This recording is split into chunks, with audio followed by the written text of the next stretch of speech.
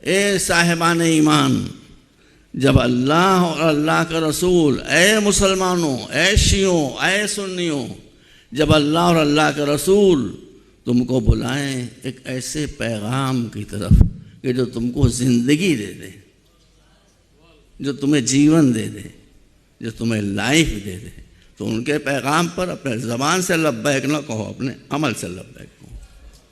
اگر اپنے عمل سے لبیک کہو گے تو تم زندہ ہو جاؤ گے۔ مجھے بہت مشکل پڑ رہی ہے، میں بات پھیلی ہوئی ہے اور میں وقت کا پابند ہوں، دیکھتا ہوں کہاں تک۔ اب ہم کو یہ دیکھنا پڑے گا کہ اسلام کسے زندہ کہتا ہے، کسے مردہ کہتا ہے۔ ایک دو باتیں سن لیجیے۔ اسلام ہم کسے زندہ کہتے ہیں؟ جو پان چبا رہا ہو، جو گٹکا کھا رہا ہو، جو ڈائٹ کوک پی رہا ہو، ہنس رہا ہو، قہقہے لگا رہا ہو، وہ زندہ۔ رسول کیا فرماتے ہیں؟ رسول فرماتے ہیں، یہ حدیث سنی اور شیعہ دونوں جگہ مشترک ہے۔ حضور فرماتے ہیں کہ یہ مردہ اور زندہ نہیں ہے۔ الجاہل میت ولو کان حیا والعالم حی ولو کان میت۔ یہ اسلام کے نزدیک زندگی و موت ہے۔ حضور ارشاد فرماتے ہیں کہ جاہل تم کو چلتا پھرتا، کھاتا پیتا، لڑتا لڑاتا دکھائی دے رہا ہو، مگر وہ مردہ ہے۔ جہالت موت ہے، الٹریسی موت ہے، اگیانتا موت ہے۔ تعمیر مجھے آتی نہیں، جو میں آتی تھی اسے میں نے کہہ دی آپ کے سامنے۔ اور حیات کیا ہے؟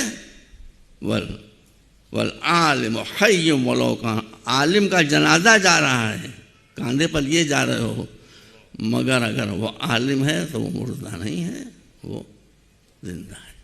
اس لیے تقریر کے پہلے حصے میں آپ سے بالکل دو چار کی طرح سے کہہ دیتا ہوں، چاہے دنیا اس کے خلاف کہے گی، میں ٹس سے مس ہونے والا نہیں ہوں۔ شیعہ سنیوں کے دشمن نہیں ہیں، سنی شیعہ کے دشمن نہیں ہیں، جہالت دونوں کی دشمن ہے۔ اس لیے جب تک آپ الٹریسی کو، میرے معبود اگر میں جھوٹ کہہ رہا ہوں میری زبان پر فالج گرا دے، جب تک آپ عالم اسلام سے جہالت کو دور نہیں کریں گے، الٹریسی کو دور نہیں کریں گے، اگیانتا کو دور نہیں کریں گے، آپ زندہ قوم کہے نہیں جا سکتے ہیں۔ جہالت جہاں آتی ہے وہاں کمزوری ہوتی ہے، علم جہاں آتا ہے وہاں طاقت ہوتی ہے۔ دوسری بات جو میں آپ کی خدمت میں عرض کرنا چاہتا ہوں، سرکار سید الشہداء کے لیے یہ لکھا ہوا ہے، بالکل صحیح لکھا ہوا ہے کہ حسین زندہ ہے، حسین